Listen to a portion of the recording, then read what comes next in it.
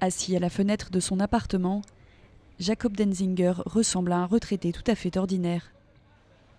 Pourtant, ce Croate a un sombre passé. En pleine Seconde Guerre mondiale, alors qu'il n'avait que 18 ans, il était gardien dans les camps de concentration, notamment à Auschwitz. À 90 ans, Jacob Denzinger vit aujourd'hui confortablement dans la ville balnéaire croate d'Osijek.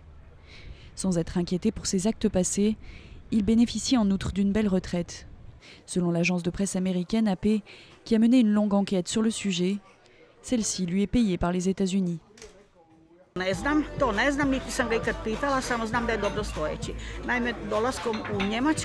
Selon AP, au moins 38 criminels nazis ont bénéficié d'une couverture sociale après leur départ des États-Unis, et ce en vertu d'un vide juridique.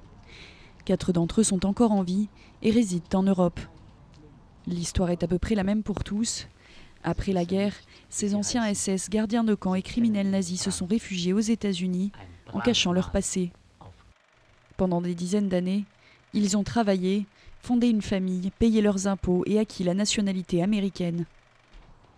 En 1979, l'Office spécial d'investigation est créé et retrouve des dizaines de ces criminels. Mais selon des documents et témoignages recueillis par AP au sein du gouvernement américain, l'agence a conclu un accord avec eux.